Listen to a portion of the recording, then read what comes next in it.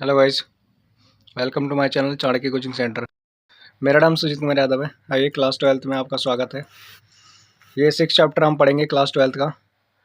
मैंने अभी तक 5 चैप्टर पढ़ा दिए हैं आपको। अगर उसमें कोई डाउट है, किसी भी प्रकार का डाउट है, तो आप जाइए वीडियो देखिए, ठीक है, और पीछे के सारे चैप्टर कंप्लीट कीजिए, फिर ये वाला 6 चैप्टर आप देखिएगा, ठीक है। चैप्टर का नाम क्या है? भक्ति सूफी परंपरा। चैप्टर 6 है भक्ति और सूफी जो परंपरा है। ये चैप्टर बहुत इंपॉर्टेंट चैप्टर है आपके पेपर का, ठीक है, और आपके पेपर में सबसे ज़्यादा क्वेश्चन इसी चैप्टर से आते हैं। तो बिल्कुल आप इसको ध्यानपूर्वक सब कुछ पढ़िएगा। अभी तक हमने जो पिछले चैप्टर में पढ़ा है, वो हमने क्या पढ़ा है कि जाति प्रथा के बारे में पढ़ा है, भेदभाव, सती प्रथा, वर्ण व्यवस्था, ये सब हमने पीछे चैप्टर में पढ़ा है। जाति प्रथा के बारे में हमने पढ़ा था कि जो यात्री आए थे उन्होंने भी बताया था। जाति प्रथा हमने खुद भी पढ़ा था कि बहुत सारे ये 4-5 वर्णों में बटा हुआ था, ठीक है। छुआछूत के बारे में भी बताया गया था, जो कि चंडाल उंडाल होते हैं उनके बारे में हमने पढ़ा। पीछे हमने भेदभाव भी पढ़ा कि कैसे लोगों के साथ भेदभाव होता था। तो ये सारी चीज़ें हमने देख लिए। साथ ही साथ 2 धर्मों को भी देखा, बौद्ध धर्म और जैन धर्म। जैसे बौद्ध धर्म और जैन धर्म का क्या हुआ था, उद्भव हुआ था, वैसे ही हमारा कुछ और धर्मों का क्या हुआ था, ऐसी उजागर हुआ था। किसके लिए? देश में एक गलत कुरीतियों को बंद करने के लिए, ख़त्म करने के लिए, और एक मूर्ति पूजा को ख़त्म करने के लिए, ठीक है। नए नए विचारक उस समय क्या लिए थे, जन्म लिए थे, जिन्हें क्या बोला गया था? भक्ति आंदोलन बोला गया था। भक्ति आंदोलन में क्या था? पहले हम क्या करते थे, मूर्ति पूजा में इतना लीन हो चुके थे कि हम किसी को कुछ समझते ही नहीं थे। अगर भाई कि कोई भी हमें बोल देता था कि आप इस कर्म कांड को कीजिए, तो हम करने लग जाते थे।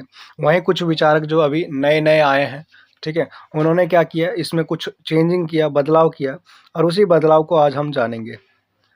भक्ति मार्ग में बहुत सारे मार्ग निकले, लेकिन मेनली ये भक्ति मार्ग 2 प्रकार के हुए। 2 प्रकार के हुए, जिसमें आपका एक होता है निर्गुण और दूसरा होता है सगुण। निर्गुण वो होते हैं जो बोलते हैं कि हमें मूर्ति पूजा नहीं करना चाहिए, ठीक है, और सगुण वो होते हैं जो बोलते हैं मूर्ति पूजा करना चाहिए। निर्गुण बोलते हैं कि ईश्वर का कोई ना ही रंग है, ना रूप है, ठीक है, और ना ही इनकी मूर्ति पूजा होना चाहिए। साथ ही साथ आप अगर ईश्वर को मानते हैं तो आप क्या कीजिए, ईश्वर का स्मरण कीजिए, ठीक है, वही आपका क्या होगा, असली भक्ति होगी, ठीक है। निर्गुण में आपके एग्जाम्पल जो हो गए वो आपके गुरु नानक हो गए। कौन हो गए? गुरु नानक हो गए। साथ ही साथ कबीरदास हो गए। ये 2 ऐसे थे हमारे विचारक जो क्या थे, निर्गुण भक्ति से प्रभावित थे, ठीक है। सगुन की बात करें तो सगुन में वो आ जाते हैं जो कि क्या करते हैं, मूर्ति पूजा को मानते हैं, ठीक है। मूर्ति पूजा बोलते हैं, मूर्ति क्या भगवान ईश्वर का क्या है, साकार रूप है, ठीक है, उन्हें सगुन कहा जाता है। मूर्ति पूजा बोलते हैं कि यहाँ पे की जाती है। इनमें बहुत सारे विचारक थे, जिनमें से एक थी मीराबाई जो कृष्ण भक्ति में लीन रहती थी, और दूसरे जो थे वो कालिदास थे, ठीक है। कालिदास जिन्होंने रामचरितमानस भी लिख दिया था। चलिए आगे देखते हैं। इन्हीं के साथ 2 प्रकार के जो निर्गुण और सगुण भक्ति के बाद हम यहाँ पे पढ़ते हैं कि भक्ति की लोकप्रिय कैसी बढ़ी, ठीक है। तो इसके कुछ कारण रहे हैं, उनके बारे में आइए जानते हैं। उस टाइम पे क्या था, वैदिक धर्म को सबसे महान माना जाता था, ठीक है। सबसे ऊपर अगर कोई धर्म था तो जितने भी ऊंचे वर्ग के लोग थे, ठीक है, उन लोगों द्वारा बनाया गया था। वहीं पे क्या, छोटे धर्म जो थे उनमें उन जो छोटे लोग होते थे वो बड़े लोगों ब्राह्मणों द्वारा जो भी बनाया गया पूजा पाठ का जो भी नियम बनाया गया था, मनुस्मृति में जो भी लिखा गया था, उनका क्या पालन उलन करना, ठीक है, ये छोटे लोगों का क्या था, काम था, ठीक है। उनके अनुसार आगे चलकर ये दोनों प्रणाली जो भी थी आपस में मिल गई, और उन्होंने क्या किया, क्षेत्रीय देवताओं को क्या किया, एक धर्म के देवताओं के साथ सम्मिलित कर दिया, ठीक है। आगे हम देखें तो हिंदू धर्म में अनेक देवी देवताओं की शुरुआत हुई। प्रत्येक क्षेत्र में वे अपने अपने क्षेत्रीय देवता थे जो बाद में मुख्य धारा बन गए। अब इसके बारे में आपको क्लियर समझा दूं कि पहले क्या था कि ईश्वर पूजा हम करते थे, लेकिन उस समय इतने हमें ईश्वर के बारे में ज्ञान नहीं था। लेकिन धीरे धीरे हमें अलग अलग क्षेत्र के अलग अलग ईश्वर के बारे में हमें ज्ञान होने लग गया। तो हमने ये देखा कि एक छोटे छोटे क्षेत्र में कहीं आप 10 कदम दूर जाइए तो वहाँ पे अलग ईश्वर की भक्ति होती है, कहीं और जाइए तो वहाँ अलग होती है। तो इस प्रकार से क्या अलग अलग जगह पे अलग अलग ईश्वर की भक्ति होती थी। अब वही जाके अभी क्या हो चुकी है, एक मुख्य धारा हो चुकी है जिसमें क्या सभी ईश्वर की पूजा होती है, जो कि हमारा हिंदू धर्म क्या बहुत बड़ा हो गया। अब इतना बड़ा धर्म हो गया, ठीक है, हमारे यहाँ इतने देवी देवता होंगे जिनमें हमारे जो लोग यहाँ हिंदू धर्म के जितने भी हिंदू धर्म को मानने वाले लोग हैं, वो इन्हीं में क्या हो गए, घूमते चले गए, जिनकी वजह से जितने भी नए नए विचारक आए थे उनका मानना था कि आप कर्म कीजिए, ईश्वर को भी मानिए, उसमें आपके आगे मैं आपको बताऊंगा, सूफी संतों ने बताया था कि आप एक हाथ से क्या कीजिए, भगवान का नाम लीजिए, एक तरफ से क्या कीजिए मतलब माला जपिए, और दूसरे हाथ से आप क्या करिए, कर्म करते रहिए। मतलब आप भगवान का भी नाम लीजिए और कर्म करते रहिए, यही आपकी क्या है, सच्ची भक्ति है। ये सूफी संतों ने बताया था, ठीक है, कि आप ज़्यादा लीन मत होइए, आप बस इतना ही करते रहिए, भगवान आपसे क्या रहेंगे, प्रसन्न रहेंगे। तो उन्हीं चीज़ों के बारे में आज जानेंगे हम, ठीक है। भारत में भक्ति आंदोलन आया कैसे, वो सब चीज़ों के बारे में हम आज पढ़ेंगे। चलिए, यहाँ तक कोई दिक्कत नहीं होना चाहिए था। चलिए, यहाँ पे एक पॉइंट लिखा है, भारत और भक्ति आंदोलन। 6ठी शताब्दी के बीच में दक्षिण भारत में ऋषियों का उदय हुआ, ऋषि मुनि जो होते हैं उनका उदय हुआ। ये मेनली 2 पार्ट में टूटे। कितने पार्ट में टूटे? 2 पार्ट में। दक्षिण भारत की बात कर रहा हूँ। एक बने अलवर, दूसरे बने नायनार, ठीक है। अलवर वो लोग थे जो विष्णु पूजा करते थे, इनकी संख्या कितनी थी? 12 थी, ठीक है। इन्हें प्रमुख संत माना जाता था, ठीक है, क्लियर। इनमें से कुछ नाम भी हैं, जो प्रमुख संतों के कुछ नाम हैं, उनमें से आपका है नामलवार, ठीक है, ट्रोंडा डिपोडी, ठीक है, अंदल, ये सारे अलवर के संत थे, ठीक है। इन्होंने कुछ बुक भी लिखी थी जिनका नाम देखिए, नाम थोड़ा सा अजीब है। क्या नाम है? नलियर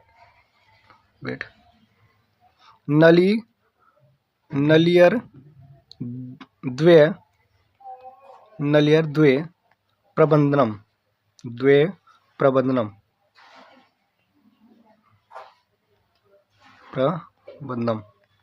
नलियर द्वे प्रबंधम, ये पूरी एक नाम है, ठीक है। इनके पुस्तक का नाम है, जो अलवर को फॉलो करते थे, ठीक है। समझ में आ गया होगा ये। दूसरी ओर आप देख सकते हैं नायनार। नायनार जो होते थे, ये क्या होते थे? शिव भक्ति में लीन रहते थे, ठीक है, शिव पूजा करते थे। अलवर विष्णु पूजा, नैनार शिव पूजा करते थे। नैनार की संख्या जो थी ये 63 मानते थे, ठीक है। कितने अवतार थे इनके? 63 अवतार थे, जिसमें से बताया जाता है कि इनके जो संघ होते, जो मेन संत हैं, उनमें से आपका जो है महान सबंदर है, सुंदर है, करई काल अमायरा है, ठीक है। ये कुछ संत के नाम है। और इनकी जो बुक है, जो नैनार लोगों की जो बुक इन्होंने लिखी थी, बुक का नाम क्या था? तवरम नाम था। क्या नाम था? तवरम। आगे क्या पॉइंट है इसमें, अगर आप देखते हैं तो यहाँ पे लिखा हुआ है राजा और संत। राजा और संत के बारे में आप जानते हैं, तो यहाँ पे जो ये पॉइंट लिखा है इसके बारे में पूछ रहा है कि उस समय जो संत लोग होते थे और जो राजा लोग होते थे, इन दोनों के साथ कनेक्शन कैसा होता था, ठीक है, इन दोनों के बीच में संबंध कैसा होता था, इसके बारे में हम पढ़ेंगे। कहते हैं आप अगर थोड़ा सा अगर आप सोचते हैं तो कोई राजा जो है तभी प्रसिद्ध होता है जब क्या होता है, वो संतों से मिलता है। अगर आप भी अभी भी देखेंगे तो जितने भी हमारे पॉलिटिशियन हैं अच्छे अच्छे संतों से क्या करते हैं, मिलते रहते हैं। अब वहीं बात करें कि कोई संत तभी फेमस होता है जब उस पर क्या आते हैं, राजा लोग आते हैं, मतलब पॉलिटिशियन अभी भी आते हैं हमारे, जाते हैं। तो इसमें क्या होता है कि जो संत होता है, आसपास लोगों को दिखता है कि यहाँ पे राजा भी आ रहे हैं, मतलब इस संत में कुछ है, ठीक है।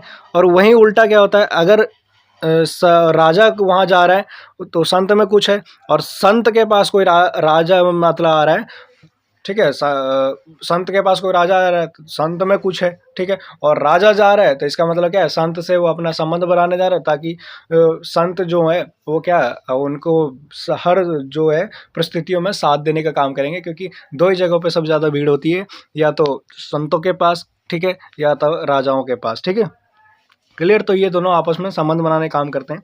कहते हैं कि संत वहाँ पे आम जनता के लिए क्या होते थे, सबसे प्रिय होते थे, ठीक है। उनके अनुयायी जो इतने होते थे, उनको मानने वाले, संतों को मानने वाले होते थे, ठीक है। राजाओं को भी इन संतों से क्या होते थे, राजाओं का भी क्या होता था, संतों के प्रति झुकाव होता था। राजाओं बोलते थे कि यहाँ पे ये हमारा पवित्र स्थान है, हम यहाँ पे क्या मिलने आते हैं, हम इससे क्या होता है, हमारा मन शांत होता है। ऐसी कुछ वो लोग अपना जो भी उनकी सोच समझ है वो अपना करते थे, ठीक है। अब जब संत के पास राजा आते थे तो डोनेशन देते थे। डोनेशन के साथ साथ वो बताते कि हमारे नाम पे ये आप ये का मंदिर बनाइए, विशाल मंदिर बनाइए, ठीक है। तो कुछ भी मतलब बनवाते थे तो राजा मंदिरों का भी क्या लेते थे, अपना एक इतिहास छोड़ के चले जाते थे। रीज़न कि वो संतों से मिलने के बाद ये काम उनसे होता था, ठीक है। वहाँ पे संतों द्वारा भी कुछ मूर्तियाँ स्थापित की जाती थी, ठीक है। अब वो संत जो स्थापित करते थे वो राजा के सहयोग से ही करते थे, ठीक है। जैसे कि आपका कुछ एग्जांपल है, चिदम्बरम है, तंजावुर है, ठीक है, गंगे कोड चोलपुरम, इन सब के जो मंदिर है ये कुछ राजाओं के द्वारा बनाए गए हैं, ठीक है। वो अपने इतिहास छोड़ने के लिए काम करते थे ऐसे। चलिए आगे यहाँ पे लिखा हुआ है वीर शैव परंपरा, बहुत इंपॉर्टेंट टॉपिक है ये, ठीक है। आपसे पूछा भी जाता है। ये टॉपिक कर्नाटका का है, ठीक है। कर्नाटका में क्या था, एक ब्राह्मण था जिसका नाम क्या था, बास बन्ना। क्या नाम था, बास बन्ना। कर्नाटक के ब्राह्मण थे, ठीक है। 12वीं सदी की बात है, 12th सेंचुरी की बात है। एक नया आंदोलन इन्होंने शुरू किया, ठीक है। ये पहले जैन धर्म को मानते थे। क्या मानते थे, जैन धर्म के थे ब्राह्मण, जैन धर्म को मानते थे। लेकिन बाद में उन्होंने ब्राह्मणवादी का क्या करने लग गए, विरोध करने लग गए, ठीक है। और उन्होंने एक नई व्यवस्था बनाई, ठीक है। और उन्होंने सामाजिक सुधार के लिए काम करना शुरू किया। ब्राह्मण व्यवस्था में जितने भी बुराइयां थी उन सब की आलोचना करने लग गए। और वीर शैव परंपरा के अनुसार वो शिव धर्म के क्या बन गए, नायक बन गए, ठीक है। शिव के नायक बन गए। वो उन्हें लिंगायत के नाम से जाना गया, किन्हें, ये जो वीर शैव परंपरा के जो थे बास बन्ना, उन्हें लिंगायत के नाम से जाना गया। और उनके ग्रुप में जितने भी लोग जुड़ने लग गए उन सबको लिंगायत के नाम से जानने लग गया। लिंगायत का मतलब वो क्या करते थे, अपने जो बाएं भुजा थी ना वहाँ पे लिंग धारण करने का काम करते थे। शिवलिंग जो होता है ना, शिवलिंग, छोटा सा शिवलिंग, वो चांदी की शिवलिंग बोला जाता था, कि अपने हाथों पे धारण करते थे ये लोग, ठीक है। और ये क्या करते थे, लिंगायत फॉलोवर थे, ठीक है, जो कि शिव धर्म को ज़्यादातर मेनली फॉलो करते थे। क्लियर। आइए लिंगायत के विचारधारा के बारे में जानते हैं। अगली टॉपिक यहाँ पे लिखी हुई है, लिंगायत की विचारधारा क्या थी। ये छुआछूत का विरोध करते थे, पुनर्जन्म में विश्वास बोलते थे, पुनर्जन्म में विश्वास मत करो, ठीक है। जाति व्यवस्था का ये विरोध करते थे। मूर्ति पूजा मना करते थे कि मूर्ति पूजा नहीं होनी चाहिए, ठीक है। शिव भक्ति में बोलते थे सिर्फ लीन रहिए, ठीक है। वहीं बोलते थे कि हमें क्या करना चाहिए, योग्यता के आधार पर समाज का स्थान देना चाहिए। मतलब पहले क्या था, जन्म के आधार पर था कि जो ब्राह्मण है वो ब्राह्मण रहेगा, जो क्षत्रिय है वो क्षत्रिय, वैसे मतलब जो जहाँ पे जन्म लेगा वो हो जाएगा। लेकिन ये बोलते थे कि नहीं, जो कर्म जो कर रहे हैं कर्म के हिसाब से उनका क्या होना चाहिए, धर्म होना चाहिए। वही बोलते थे कि विधवा का पुनर्विवाह होना चाहिए, ठीक है, विधवा महिला का। और अंतिम संस्कार में जो है वो लोगों को दफनाना चाहिए, ना कि जलाना चाहिए। ये कुछ विचारधारा थे किनकी, लिंगायत की। चलिए एक बार और फिर बता दूं आपको कि अस्पृश्यता का विरोध मतलब छुआछूत का अंत, पुनर्जन्म में विश्वास मत करो, जाति व्यवस्था का विरोध करो, ठीक है।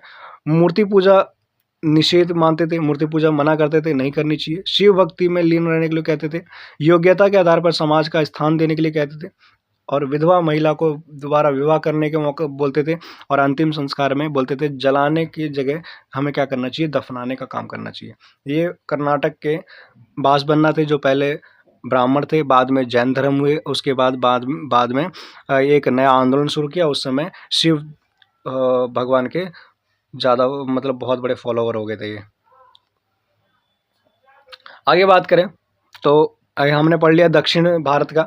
दक्षिण भारत में हमने 3 पढ़े, अलवार पढ़ा, नयनार पढ़ा, ठीक है, और वीर शैव परंपरा पढ़ा। अब उस उत्तर भारत में आते हैं। उत्तर भारत में भी कुछ थे हमारे ऐसी। तो बात करें 6ठी शताब्दी के बीच में उत्तर भारत में छोटे छोटे क्षेत्र में राज्य विभाजित था, ठीक है। इन क्षेत्रों में किनका शासन था, राजपूतों का शासन था। इन सभी शासकों में एकता का अभाव था, मतलब इनमें एकता नहीं था, ठीक है। जिसके कारण से भविष्य में उत्तर भारत में मुस्लिम शासकों का शासन स्थापित हो गया था। एक और जहां दक्षिण भारत में वैदिक धर्म अलवर नयनार फल फूल रहे थे, वहीं दूसरी तरफ उत्तर भारत में मुस्लिम शासन का उदय हो रहा था। और उत्तर भारत की बात करें तो पहला मुस्लिम जो हमला हुआ था, पहला मुस्लिम जो एंट्री लिया था वो था मोहम्मद कासिम। 711 ईस्वी में मोहम्मद कासिम भारत पर अटैक किया था। इस आक्रमण के बाद मोहम्मद कासिम ने भारत के सिंध भाग को क्या कर लिया था, कब्जा लिया था, अपना शासन स्थापित किया और यह मुस्लिम शासकों द्वारा भारत पर पहला हमला था। वहीं दूसरे हमले की बात करें, इसके बाद दूसरे जो आए मोहम्मद गजनी आए, अफगानिस्तान के शासक थे, 1001 में आए। ठीक है, भारत पर आक्रमण किया इन्होंने। ठीक है, दूसरा आक्रमण भारत पे आक्रमण किया, कब किया, 1001 में किया। ठीक है, इनका मुख्य जो उद्देश्य होता था ये होता था कि भारत को लूटना है और लूट के चले जाना है। मोहम्मद गजनी जो आए थे वो बताते हैं कि वो 17 बार भारत पे अटैक किए थे। कितने बार? 17 बार भारत पर अटैक किए थे। और सिर्फ अटैक करने का एक ही रीज़न होता था कि भारत को लूटो भागो। 16वीं बार जब वह भारत पे अटैक किए थे तो उस समय वापस जब जा रहे थे तो हरियाणा, आज का जो हरियाणा है और उत्तर प्रदेश के बीच के इलाके में जाटों ने मिलकर मोहम्मद गोरी को क्या कर लिया था, मोहम्मद गजनी को ही लूट लिया था। ठीक है, वो मोहम्मद गजनी जो क्या 17 बार आक्रमण किया था उसको जाटों ने मिलकर लूट लिया था। इस घटना के बाद लेने के लिए इस घटना का जो भी मतलब ये घटना हुई थी, जाटों ने मोहम्मद गजनी को लूट लिया था। तो इस घटना के होने के बाद मोहम्मद गजनी जो दोबारा भारत पे हमला किए, ठीक है, 17वीं बार अटैक किया। ठीक है, और उसमें क्या किया था, जाटों को मारा था और सोमनाथ टेम्पल को भी क्या किया था, लूटा था। वहीं तीसरे हमले की बात करें, कुछ हमले यहाँ पे बताया जा रहा है इसलिए ताकि ये भी दिखाया जाएगा कि हमारे यहाँ मुसलमानों का उदय कैसे हुआ। तीसरा अटैक जो है यहाँ पे 1191 में हुआ था। ठीक है, 1191 में हुआ था, मोहम्मद गौरी द्वारा हुआ था। ठीक है, तराइन क्षेत्र पृथ्वीराज चौहान और मोहम्मद गौरी के बीच में ये लड़ाई हुई थी। ठीक है, 1191 में इस युद्ध में पृथ्वीराज चौहान की जीत हुई थी और मोहम्मद गौरी क्या हो चुके थे, वापस जा चुके थे। फिर उसके बाद दिल्ली सल्तनत की शुरुआत हुई 1192 में। 1192 में दोबारा मोहम्मद गौरी वापस आए, पृथ्वीराज चौहान को हराया। ठीक है, अब मोहम्मद गौरी का कोई पुत्र नहीं था, इसलिए उसकी मृत्यु के बाद गुलाम कुतुबुद्दीन ऐबक को शासक बनाया गया। ठीक है, जहाँ पे ये पृथ्वीराज चौहान जहाँ पे क्या थे, राजा करते थे, वहाँ पे कुतुबुद्दीन ऐबक को क्या बना दिया गया, शासन बना दिया। अब यहाँ से ध्यान दीजिएगा, यहीं से क्या होता है, क्या बोलते हैं कि जो आपके सूफी संत है ये लोग आना शुरू होते हैं। ठीक है, कुतुबुद्दीन ऐबक जो है 1206 में ये, फिर इस तरह 1206 में यहीं से दिल्ली सल्तनत और गुलाम वंश की शुरुआत हुई। ठीक है, ये कुछ वंशेज हैं जिनको पढ़ना बहुत ज़रूरी है। नहीं पढ़िएगा, छोटे छोटे चीज़ दिए हुए हैं, नहीं पढ़िएगा तो आपको समझ में नहीं आएगा कि हमारे यहाँ इस्लाम धर्म का उदय कैसे हुआ। ठीक है, आगे बात करें तो दिल्ली सल्तनत। दिल्ली सल्तनत आया, उसके बाद दिल्ली सल्तनत में आपका गुलाम वंश आया, फिर खिलजी वंश आया, फिर उसके बाद तुगलक वंश आया, सैयद वंश आया। ये 4 वंश आपके गुलाम वंश में आए। थोड़ा थोड़ा चीज़ हम जानते हैं इनमें। जब गुलाम वंश आया तो इसमें कुतुबुद्दीन ऐबक ने क्या किया था, दिल्ली में कुतुब मीनार बनाया था। ठीक है, किसने बनाया था, कुतुबुद्दीन ऐबक ने। कुतुबुद्दीन ऐबक जो था उसके बाद उसका गुलाम जिसका नाम था इल्तुतमिश, ठीक है, अगला शासक बना। वो कुतुबुद्दीन ऐबक के भी कोई संतान नहीं था, तो इसलिए अगला शासक उसका गुलाम ही बना इल्तुतमिश।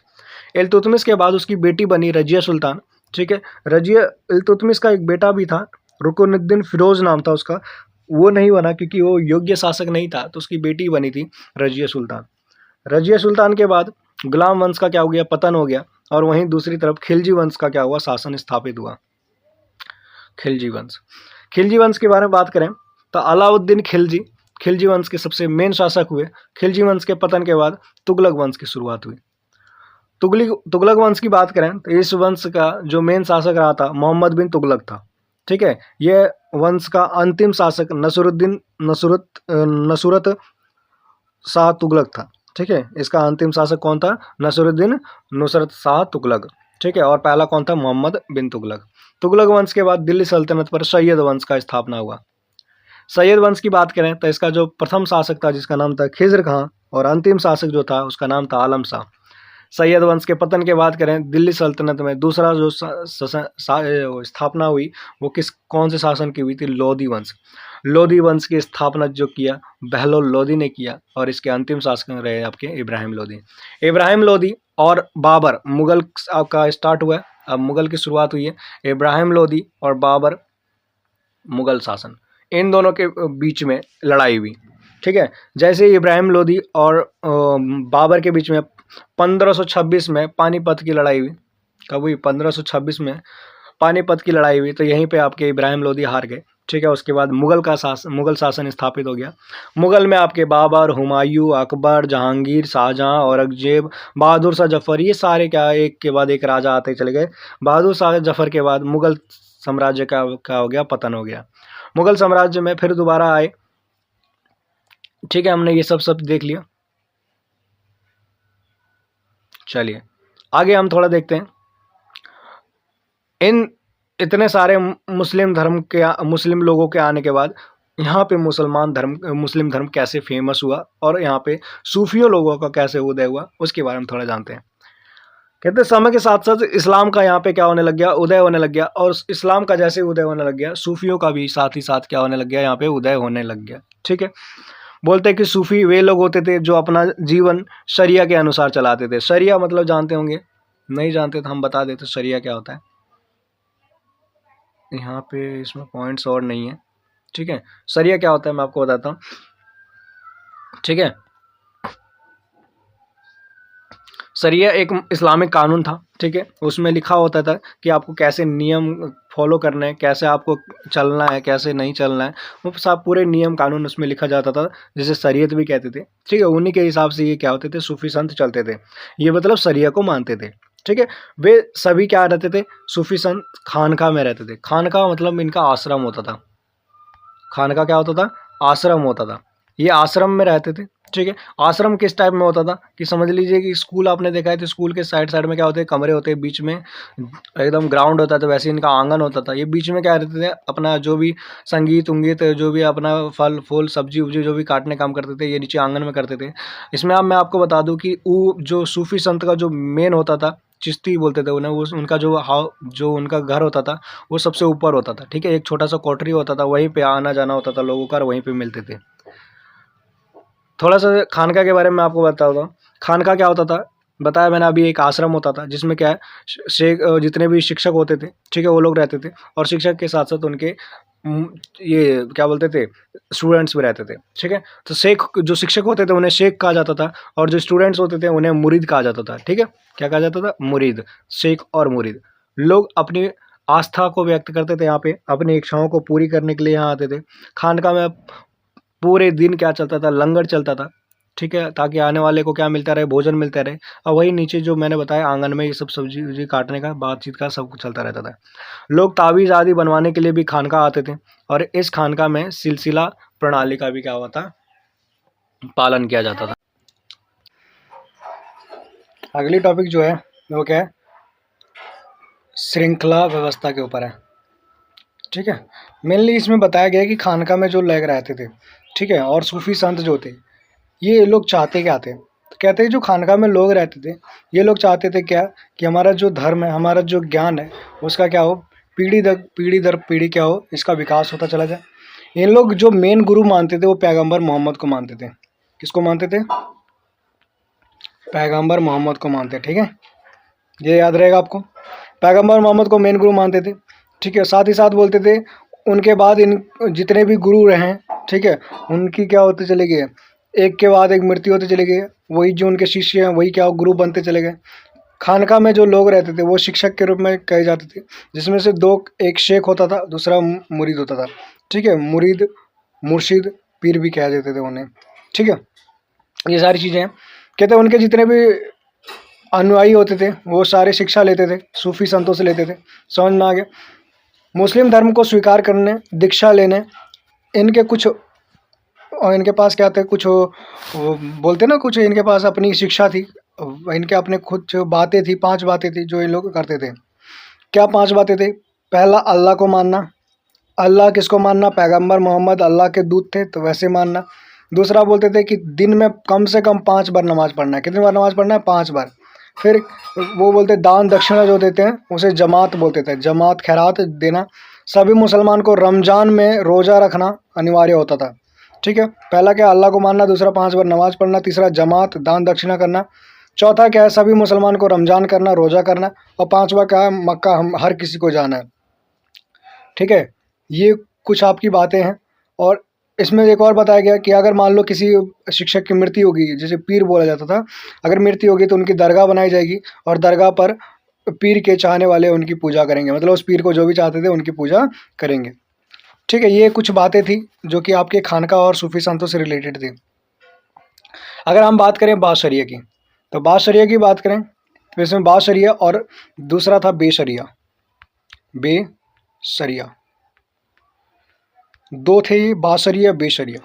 बे आपको एक तरह से गाली लग रहा होगा, बे सुन, मतलब क्या है? बे और बा में क्या फ़र्क है मैं बताता हूँ। अच्छा, यहाँ भी बे ही लिखा है क्या? Sorry then my mistake. इसको बाशरिया करिए, फिर वहाँ अगर बे लिखा है तो यहाँ बाशरिया करिए। ठीक है, बाशरिया, बाशरिया, बेशरिया और बाशरिया में अंतर क्या है? देखिए, आपको बे गाली लग रहा होगा, बोलते हैं ना बे कहाँ जा रहा है, तो वैसे बे जो गाली है, तो बे मतलब सीधा समझिएगा कि जो शरीयत को नहीं मानते थे, जो शरिया की अवहेलना करते थे। ठीक है, शरीयत की अवहेलना करते थे, वो कौन कहलाते थे? बेशरिया थे। और जो शरिया को मानते थे वो कौन थे? बाशरिया थे। चलिए, यहाँ तक आपको समझ में आ ही गया होगा ये चीज़। ठीक है, मुझे नहीं लगता यहाँ तक कोई दिक्कत होगा आपको। ठीक है, बेशरिया और बाशरिया के कुछ अगर हम इनके बारे में जानना चाहें तो देखिए, बाशरिया वो होते थे, ठीक है, वो लोग क्या करते थे? जो सूफी के यहाँ ही रहते थे, ठीक है, उनके साथ ही उनके अनुसार ही जीवन चलाते थे, खानकाह में ये लोग रहते थे, उन्हें बाशरिया कहते थे। बेशरिया कौन थे? ये घूम घूम कर संगीत गाकर धर्म का प्रचार करते थे, भक्ति का आभास करते थे। ठीक है, शरिया को पूरी तरीके से अवहेलना करते थे। इनको जो कहा जाता था, इनको कलंदर कहा जाता था, मदारी कहा जाता था, हैदरी कहा जाता था। ठीक है, बेशरिया को। इसी प्रकार से कुछ और भी धर्म रहे हैं, अन्य धर्म रहे हैं, उनके अनुयायी जो रहे हैं उनके बारे में थोड़ा समझिए। कहते हैं मुस्लिम शासक जो है, मुस्लिम शासक, उनके अपनी सल्तनत में रहने वाले जो लोग थे, वो लोग ज़्यादातर जो थे वो जजिया नामक कर वसूला करते थे। कौन सा कर वसूला करते थे? जजिया। जो गैर मुस्लिम होते थे ना उनसे लिया जाता था। ठीक है, तो जजिया जो कर है ये उनसे वसूला जाता था। तो जब वसूला जाता था तो ऐसे लोग जो धर्म के अलावा जो लोग थे उनसे क्या लिया जाता था? कर लिया जाता था। ठीक है, और जो किसी और धर्म की क्या करते थे? पूजा करते थे। ठीक है, उन्हें क्या कहा जाता था? इसी राजा के द्वारा जो धर्म का अलावा, मतलब इस धर्म के अलावा जो पूजा की जाती थी उन्हें जिम्मी कहा जाता था। क्या कहा जाता था? जिम्मी। मैंने अभी आपको पीछे बताया था राजा और जो संत होते थे इनका एक दूसरे से कनेक्शन क्यों होता था। इसके इसके आपको कुछ पॉइंट्स अब मैं आपको गिनवाता हूँ जिसकी वजह से आपको साफ समझ में आएगा। मैं आपको बता दूं, ये जो क्वेश्चन है ये पेपर का सबसे ज़्यादा और पूछा जाने वाला क्वेश्चन है कि आप बताइए कि सूफी और जो राजा है इन दोनों के बीच का संबंध बताएं। ठीक है, तो ऐसे ही आपके क्वेश्चंस बनेंगे, कुछ भी आपके क्वेश्चन बन सकते हैं इसी से रिलेटेड। तो याद रखिएगा, राजाओं और सूफियों के बीच अच्छे संबंध होते थे। रीज़न क्या है कि राजा क्या होता था? सूफियों का समर्थन देता था। सूफिया क्या होते थे? सूफी लोग राजाओं को समर्थन देते थे। राजा द्वारा जो भी होता था, अन्नदान होता था, अनुदान होता था, ये सब सहायता करते रहते थे राजा। यह सब आम जनता के बीच सूफियों की लोकप्रियता के कारण था। ठीक है, क्यों? क्योंकि सूफियों की जो लोकप्रियता थी वो आम जनता में बहुत ज़्यादा थी, जिसकी वजह से राजा भी वहाँ पहुँच जाते थे। राजा द्वारा सूफियों को जो दान दिया जाता था, ठीक है, जिसमें क्या होता था, बाद में सूफियों द्वारा वह गरीब में बांट दिया जाता था। सूफियों की एक बात थी, क्या बात थी? कि वो बोलते थे कि देखो, अगर कोई दान देता है तो आप लीजिए, लेकिन अगर वो नहीं दे रहा है तो आप उससे मांगने का आपका अधिकार नहीं है। आप मांगिए मत, जो आपको देता है उसको मना भी मत कीजिए। ये इनकी क्या थी? शिक्षा थी। इन्होंने कुछ जगह भी बनवाए थे, जैसे अजमेर की दरगाह बनवाया था इन्होंने, सूफियों ने। शेख मोइनुद्दीन चिश्ती की दरगाह बनाई थी। शेख मोइनुद्दीन एक बहुत प्रसिद्ध दरगाह रहा है ये। कहते हैं ये कहाँ पे? ये दरगाह अजमेर के में है, खानका पर बनाई गई है। ठीक है, यह चिश्ती सिलसिले की शुरुआत को दर्शाता है। इसे गरीब नवाजा भी कहा जाता है। क्या कहा जाता है? गरीब नवाजा कहा जाता है। इसकी पहली इमारत गयासुद्दीन खिलजी ने बनाई थी। ठीक है, पहली इमारत किसने बनाई थी? गयासुद्दीन खिलजी ने बनाई थी। फिर बाद में मोहम्मद बिन तुगलक ने इस दरगाह को क्या किया था? कंप्लीट किया था। ठीक है, अकबर बताते हैं कि उस समय अकबर लगभग 14 बार इस दरगाह पे पहुंचे थे, अजमेर के शेख मोइनुद्दीन चिश्ती पे। क्यों? क्योंकि उनके लड़का नहीं हो रहा था। ठीक है, तो अपने लड़के के कि मुझे एक पुत्र की क्या हो प्राप्ति हो, उसके लिए वो 14 बार उस दरगाह पे गए थे। कितनी बार गए थे? 14 बार गए थे। ठीक है, चलिए मैं अगला टॉपिक आपको बताता हूँ। अगला टॉपिक क्या है आपका? देखिए, हमने राजा और सूफी पढ़ लिया। अब वहीं दूसरा देखिए, मीराबाई। कौन थी? मीराबाई। मीराबाई ये कृष्ण भक्ति में लीन रहने वाली एक हमारी क्या थी, ये इन्हें बोल सकते हैं आप महिला बोल सकती हैं, महिला नहीं बोलिएगा तो इन्हें कृष्ण भक्ति में लीन रहने वाली भक्ति बोल सकते हैं। चलिए मीराबाई के बारे में थोड़ा सा हम इतिहास जानते हैं। कहते हैं इनका जन्म 15वीं से 16वीं शताब्दी के बीच में हुआ था। ठीक है, मीराबाई का जन्म जो हुआ था ये राजस्थान में हुआ था। क्या पे हुआ था? राजस्थान। घूमर रे। चलिए ठीक है, राजस्थान में हुआ था। इनके पिता का नाम जो था वो नाम था रतन सिंह। क्या नाम था? रतन। नवरत्न, नवरत्न नहीं है, रतन है, नवरत्न तेल मत समझ लीजिएगा। पिता का नाम रतन सिंह। मीराबाई राजस्थान में जन्म ली थी। मीराबाई के बचपन से ही क्या था, कृष्ण जी में क्या था, इतना प्रेम था कृष्ण जी को लेकर कि ये कहते थे कि बड़े होते होते उन्होंने अपना पति किसको मान लिया था? कृष्ण भगवान को मान लिया था। और बोलती थी कि मैंने कृष्ण भगवान से शादी कर लिया है, मैं अब किसी से शादी नहीं करूँगी। उनकी इच्छा के विरुद्ध मीराबाई का विवाह हो गया। कहाँ पे विवाह हुआ? सिसोदिया खानदान में हुआ। कहाँ पे हुआ? सिसोदिया खानदान में हुआ, सिसोदिया वंश में हुआ। ठीक है, लेकिन बाद में वह अपने दायित्व से इनकार कर दी कि मेरा ना कोई पति है ना कोई है। ससुराल में भी क्या वो लोग ससुराल में भी मीराबाई कृष्ण भक्ति में लीन रहती थी, जिसकी वजह से उनके जो वहाँ के ससुराल के लोग थे वो उनसे परेशान हो गए थे। जब ज़्यादा परेशान हो गए तो ससुराल वालों ने क्या दे दिया? मीराबाई को जहर दे दिया कि ये जहर खा के मर जाए, हमें पागल कर रखी है। ठीक है, घूमती रहती है इधर उधर पूरे समाज में, हमारा नाक कटवा के थू थू कर रखी है। तो जहर दे दिया था, मीराबाई को जहर दिया, जहर का भी कोई असर नहीं हुआ। इतना कृष्ण भक्ति में लीन थी मीराबाई। कहते हैं अपने सांसारिक बंधनों को पूरा त्याग करने के बाद मीराबाई कहाँ पहुँच गई? कृष्ण भक्ति में अब खुल कर कृष्ण भक्ति करने लग गई। मीराबाई राजभवन से भाग गई। ठीक है, वहाँ से भाग कर कृष्ण भक्ति में गाते हुए अपना पूरा क्या करने लग गई? कृष्ण भक्ति को दर्शाने लग गई। लोगों ने पागल घोषित कर दिया कि पागल हो गई है। ठीक है, वगैरह वगैरह। वो राजमहल के सारे सुख त्याग दिए। बहुत बड़े क्या थे, बड़े घर में शादी हुई थी, लेकिन सब तो त्याग कर सफ़ेद साड़ी पहनकर सन्यासी धारण कर लिया। मीराबाई इतनी भक्ति में लीन होगी कि उन्होंने किसी को ना आगे देखा ना पीछे देखा कृष्ण के अलावा। ठीक है, वो गीत गाते हुए अपने क्या करती थी? भावनाओं को व्यक्त करती थी। ठीक है, मीराबाई ने जाति व्यवस्था का पूर्ण विरोध किया। ठीक है, उनके जो गुरु रहे हैं, याद रखिएगा आपसे क्वेश्चन पूछ देगा 1 नंबर के कि मीराबाई के गुरु कौन थे? तो मीराबाई के गुरु का नाम था रैदास। क्या नाम था? रैदास। रैदास को वो अपना गुरु मानते थे, जो एक क्या थे? छोटी जाति के आदमी थे ये, जिसे चर्मकार थे, ये निचली जाति के थे ये गुरु। ठीक है, चलिए मीराबाई की कुछ इतना ही कहानी है।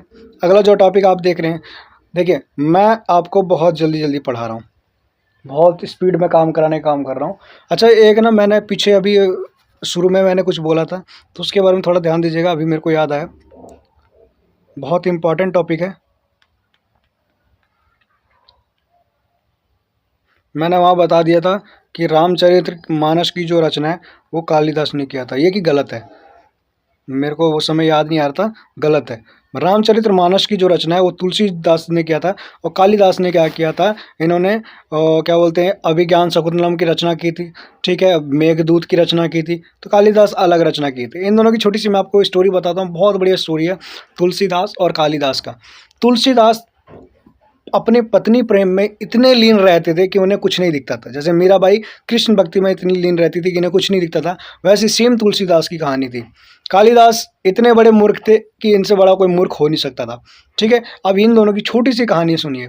तुलसीदास क्या थे? पत्नी प्रेम में इतने लीन थे। एक दिन क्या हुआ, इनकी पत्नी जो थी वो मायके चली गई। जब मायके चली गई तो अब पीछे से तुलसीदास पहुँचे कि मेरी पत्नी चली गई है, मैं अकेले उसके बिना कैसे रहूँगा, मैं भी जा रहा हूँ। जब वो निकले तो रास्ते में जब वो जा रहे थे उस समय साधन तो था नहीं, पैदल निकले अपने ससुराल निकले जाने के लिए।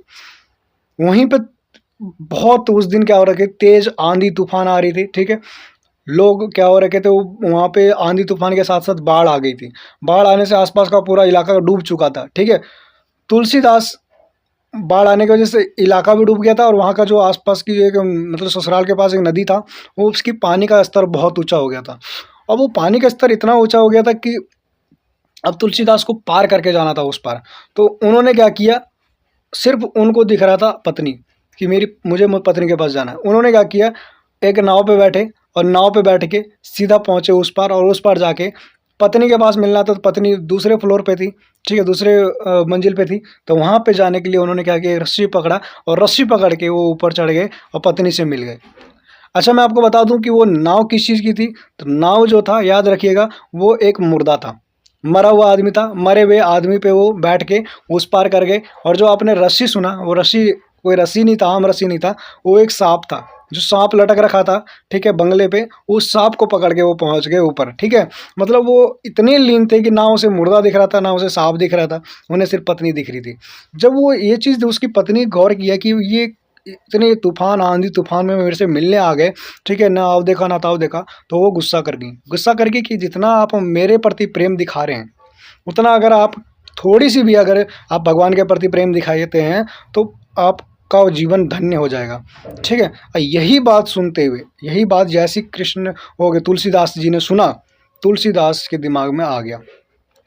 तुलसीदास जी ने सोचा कि अब मैं पत्नी प्रेम को ना करके मैं भगवान को प्रेम करूंगा, भगवान के प्रति प्रेम रखूंगा। और वही तुलसीदास जो कि पत्नी प्रेम में लीन रहते थे, उन्होंने बाद में लिखा था रामचरितमानस। सोच सकते हैं, ये हमारे इतने बड़े बड़े विद्वान रहे हैं। दूसरी बात बताऊं, रामचरितमानस इन्होंने ही लिखा था। दूसरी बात, मैं दूसरी कहानी बताता हूँ कालिदास जी की। कालिदास से बड़ा मूर्ख कोई इस दुनिया में था ही नहीं। अब बोलो सर ये क्या बात बोल रहे हो आप। कालिदास वो आदमी थे जो कि क्या करते थे, जिस पेड़ पे बैठे हैं उसी पेड़ की टहनी को काट रहे थे। यहाँ मान लीजिए यहाँ पे बैठे हैं और ये वाला हिस्सा काट रहे हैं, ठीक है, और ये कटेगा तो ये पूरा हिस्सा गिरेगा, और गिरेगा तो कालिदास भी नीचे गिरेंगे। इतने बड़े मूर्ख थे। और इस मूर्ख की शादी एक बहुत बड़े विद्वान से हो गई थी, ठीक है। उसके पीछे भी कहानी है। इतना कहानी आपको इंटरेस्ट नहीं होना चाहिए जानने में, क्योंकि आपका चैप्टर बहुत बड़ा है, ठीक है। आपके पेपर में ये नहीं पूछा जाएगा, आपके पेपर में इनसे क्वेश्चन आएंगे। चलिए, अगला टॉपिक है हमारा गुरु नानक का। गुरु नानक का जन्म बता दें, पंजाब में हुआ था। कहाँ पे हुआ था? पंजाब, पंजाब में हुआ था, ननकाना गांव में हुआ था। कहाँ पे? ननकाना गांव में हुआ था, पंजाब के। इनका जो पूरा परिवार था ये हिंदू परिवार थे, ठीक है। छोटी उम्र में इनकी शादी हो गई। अपना पूरा जीवन सूफी और धार्मिक संतों के बीच में बिताया। पूरे देश में इन्होंने यात्रा की। उन्होंने ईश्वर को रब कहा। और ये लोग मूर्ति पूजा को ना करके गुरु नानक जी निर्गुण भक्ति को क्या किया, अपनाए। निर्गुण भक्ति आपको मैंने बताया था, वो भक्ति जिसमें मूर्ति पूजा को क्या करते हैं, मना करते हैं।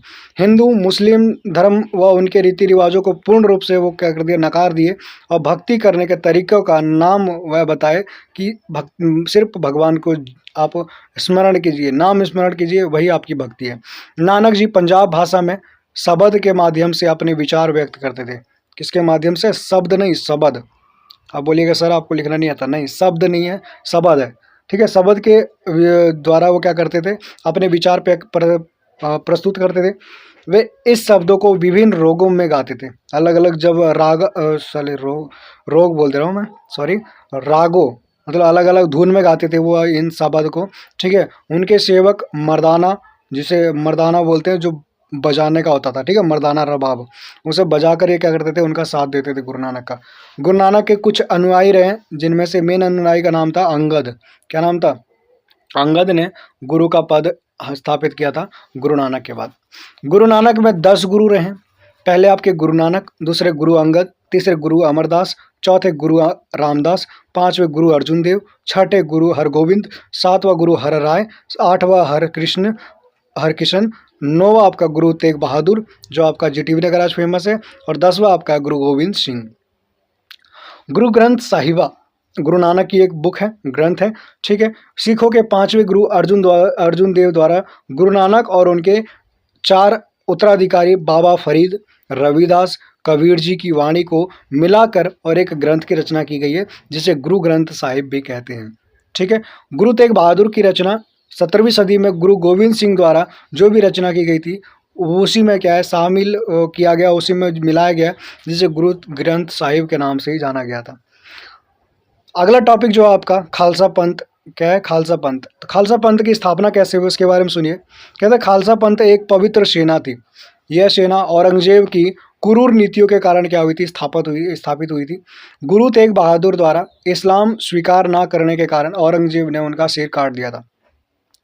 गुरु तेग बहादुर जो थे, जेठे नगर आज फेमस है, ठीक है, वो इस्लाम धर्म को कबूल करवाने के लिए कह रहे थे उनसे, लेकिन वो स्वीकार नहीं किए तो उनका सर काट दिया गया। गुरु गोविंद सिंह ने अंग्रेजों की क्रूर नीतियों से बचने के लिए, सिख धर्म को बनाए रखने के लिए एक नई सेना की स्थापना हुई जिसे बोलते हैं खालसा पंथ। क्या बोलते हैं? खालसा पंथ। इनके कुछ 5 मुख्य प्रतीक हैं जो कि ये लोग क्या करते हैं, धारण करके चलते हुए खालसा पंथ के अनुसार। कटे हुए बाल, कृपाण, संक्षेप, कंघी और लोहे की कढ़ाई, ठीक है, ये क्या करते थे, लेके चलते थे। क्लियर? आगे बताएं। गुरु नानक सिंह हो गया आपका। आखिरी टॉपिक रह रहा है कबीर। बहुत इंटरेस्टिंग टॉपिक है और आपके पेपर में इसके ये इनसे पूछा भी क्वेश्चन जाता है। कबीर की कुछ विचारधाराएं पूछ लेती है आपसे, तो कबीर जी की थोड़ी कहानी सुनते हैं। फिर उसके बाद अगले दिन आप अगले सेशन में आप नेक्स्ट चैप्टर पढ़ेंगे जो होगा आपका एक साम्राज्य की राजधानी विजयनगर, जिसकी राजधानी हम्पी है। आगे देखते हैं कबीर के बारे में। कबीर के बारे में देखते हैं। कबीर के बारे में बताते हैं। कबीर वाराणसी में एक महिला ने इनको जन्म दिया था। कहते हैं कि वो महिला की थी, क्या थी, विधवा थी, ठीक है, मतलब विधवा महिला से इनका जन्म हुआ था। क्लियर? कहते हैं लेकिन विधवा होने के कारण कबीर की माँ ने उसे उसी लहरतारा नदी के पास छोड़ दिया। देखिए, अब एक उस महिला ने जन्म दिया जो विधवा है, तो विधवा होने पे आप समाज की कुरीतियों से वो फिर बच नहीं पाएंगे। क्यों नहीं बच पाएंगे? रीज़न ये है कि भैया जब विधवा है तो उन्होंने जन्म कैसे दिया बालक को, तो इसकी वजह से उन्होंने क्या किया कि वाराणसी में एक नदी था जिसका नाम क्या था, लहरतारा। लहरतारा नदी पे नदी में कबीर को क्या कर दिया, छोड़ दिया। जब वो नदी के पास छोड़ दिया, ठीक है, तो उसके बाद वहीं पे उनको एक मतलब होते हैं मछुआरे होंगे जिनका नाम था नीरू और नीमा, पति पत्नी थे ये दोनों, ठीक है। इन्होंने ही कबीर को उठाया था वहाँ से और इनकी संतान नहीं थी तो उनको उठा के और अपना इनका लालन पालन किया था। कबीर ने अपनी रचनाओं के माध्यम से परम सत्य का वर्णन किया। उन्होंने कहा है कि ईश्वर को निराकार बताया, ईश्वर है ही नहीं। फिर बोला है कि अगर ईश्वर है तो एक ईश्वरवाद है, मतलब ईश्वर एक ही है, ठीक है। इनके जो गुरु रहे हैं उनका नाम है रामानंद। क्या नाम है कबीर के गुरु? रामानंद नाम है। कबीर की वाणी की बात करें तो कबीर की वाणी बीजक नाम पुस्तक में संग्रहित है, ठीक है। कौन सी, किस में संग्रहित है? बीजक। गुरु कौन है इनके? तो गुरु बताया मैंने आपको, क्या नाम है? रामानंद। रामानंद, ठीक है, रामानंद इनके गुरु है। बीजक ग्रंथ में इनकी क्या बोलते हैं लिखे हुए वाणी लिखी गई है।